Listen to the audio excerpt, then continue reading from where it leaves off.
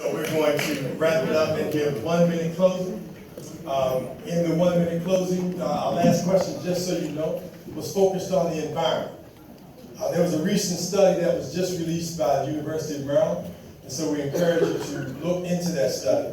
But we're going to allow the first minute to close out, to start at the end of the table with Mr. Johnson.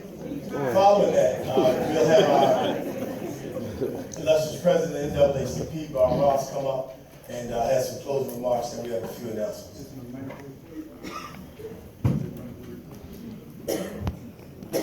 Okay. I'm going to take Pastor Hughes' advice and stand over here. I like Pastor Hughes. I like you too, Don. And I'm going to tell you something. This young lady here said something up in the green room, Stacey Turner, about love. Amen. She spoke about love. That touched me from the the top of my foot down to my toes. I'm serious. I'm serious, y'all. Now, it's no joke. If y'all give me the chance to be elected, I won't disappoint you all. Because I'm going to put God first. And like Solomon asked God for divine wisdom. And I was, like I said, these are my staff right here. But these people right here are very intelligent. They're very intelligent. They know the stuff. They know the background. But I'm going to tell y'all people one thing. You can laugh and talk while I'm talking all you want to, but you take me seriously.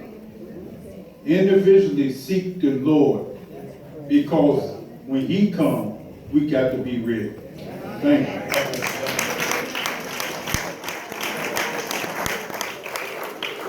Sure. I want to thank you, Bob Ross and NAACP and others for having us. One of the things I never mentioned to you is that I was on the board of trustees of this illustrious college, and we made sure that everything we did had focus on minority participation. So I've been around. Last thing I did, I want you to know, it's not about party, it's about people.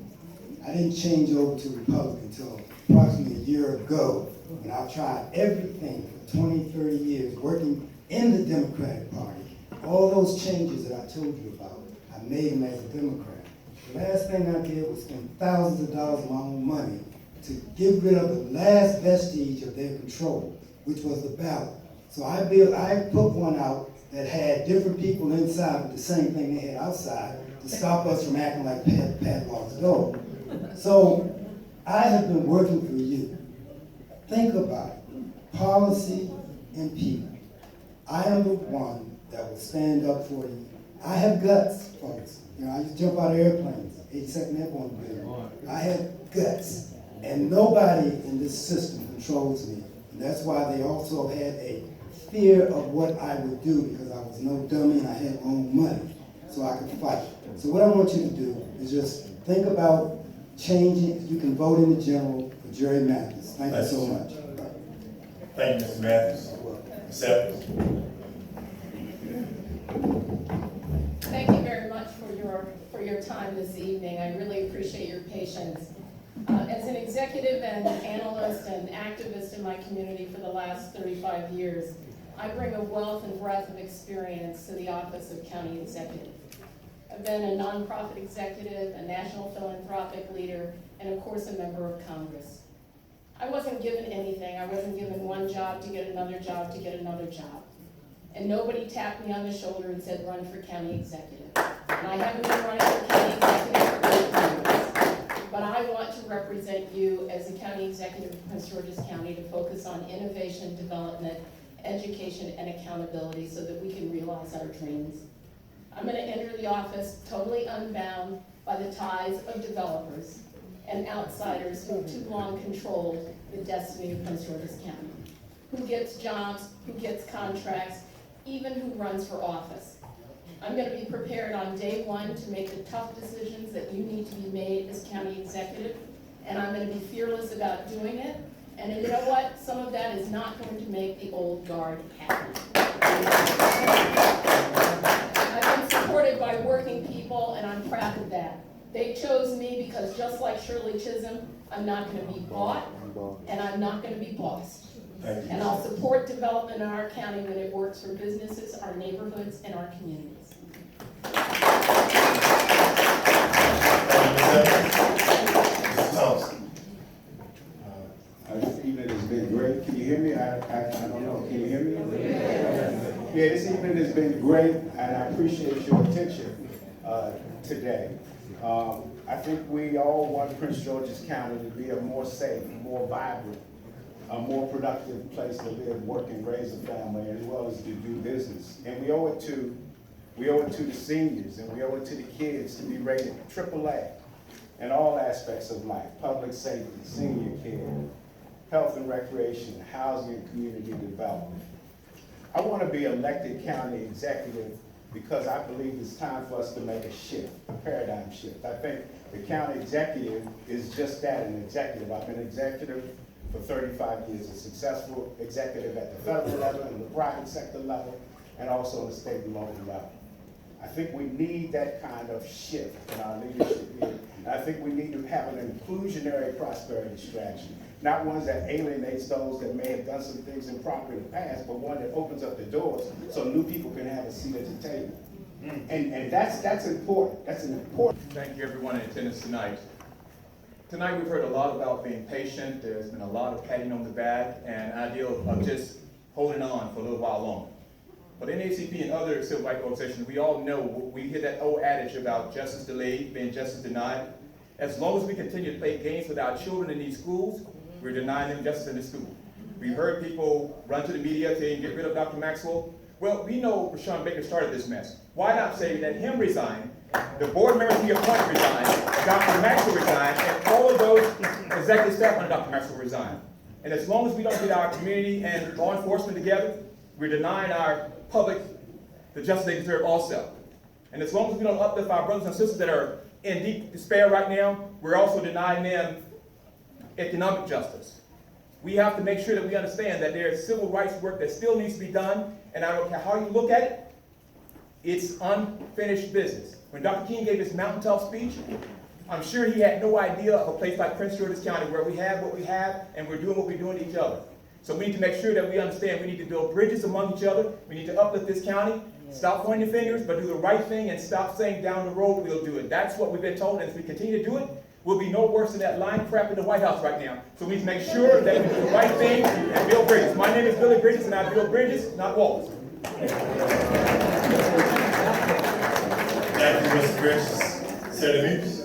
Thank you very much. I have 60 seconds to do two things. First, to answer your question, I believe in a clean environment. I sponsored the bills and helped sponsor bills to bring back money to clean up the Chesapeake Bay. No more dumps to be put in Brandywine or anywhere else. Enough is enough. I believe in a clean environment. Number two, I am running not because I need a job or a title or a promotion. I'm running because I have a purpose. I do believe that to whom much is given, much is required. And when you come the way that I have had to come, when they labeled you and told you you could never be successful, but somehow by the help of God and good people, you stand up and you're able to do it anyway. That's why I want to reach back to these kids that we have pushed out of school and said it doesn't matter that they didn't make the grades. I don't want that happening again in Prince George's County. I'm running because I know what it's like to be unemployed and have to take money and go into a store and take bread out of the store. That's why I wrote the expungement bill. Had I been caught, I wouldn't be here now. I didn't take it. I took it because I had to eat and I had nothing to eat. That's why I wrote that bill to deal with that. I want to deal with jobs. When Safeway was about to leave this county, take 700 jobs with them, I was the only elected official to sit down at the table. Unelected was Aisha Brayboy, who was there in the back. We sat down at the table. We didn't have a county executive, we didn't have anybody. We sat down and made sure that we negotiated day and night. And at the end of the day, not only did we get a 10-year contract to keep those 700 jobs here, but we got 200 jobs added to it. 5, 4, 3, 2, 1. See, Anthony Means, I want to be your next county executive. I approve this message.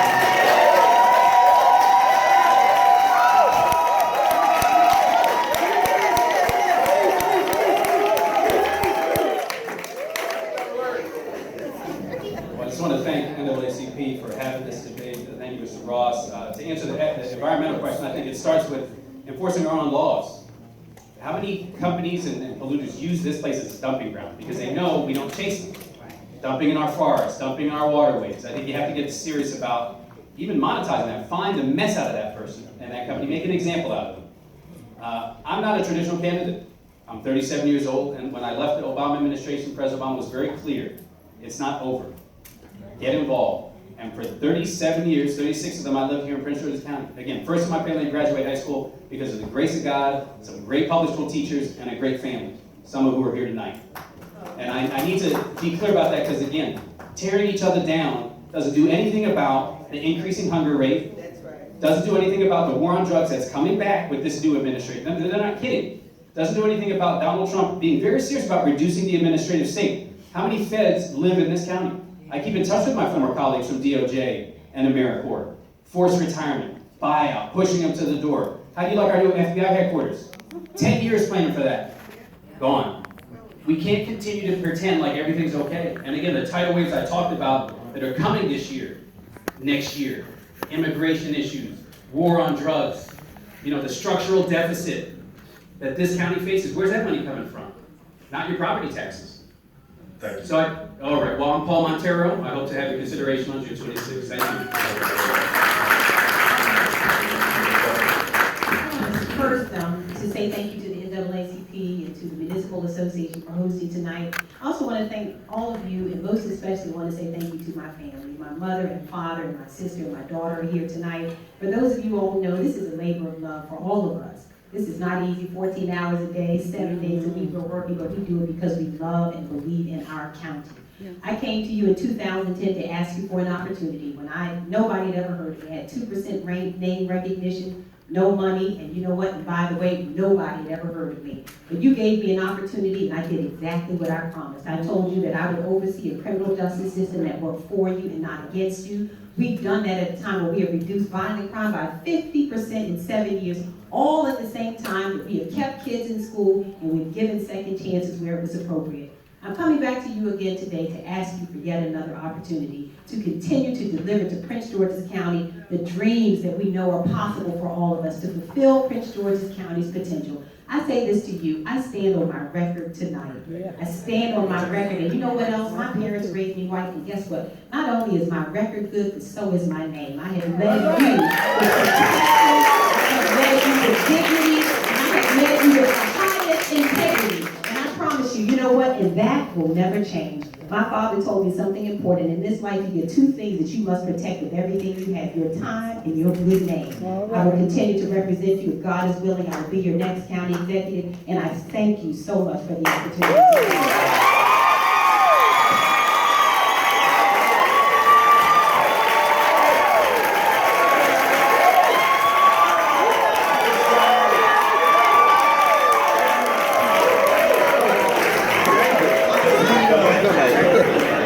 As we bring our President Bob Ross to the podium, we'd like to thank all of our candidates. We'd like to thank all of you all for withstanding the time as well as the heat on both sides of the fence. We'd also like to thank Mr. Brian Shivers and George Hodge, Community Kinship Coalition. Mr. Ellis from the NAACP, who serves as our timekeepers, has also supported our green room. My lovely Miss Maria James, give her a big round of applause, please. She's the editor of Hyattsville Life and Time. You can read her on HyattsvilleLife.com. And I'm the host of the Peace in the Morning Show, a live stream broadcast. And Monday is Political Monday. I look forward to having all of you on the show, and you all can talk with them directly. So thank you very much for your time, your energy, and please be seated. We have one announcement left. Mr. Bob Ross, give him a big round of applause, please.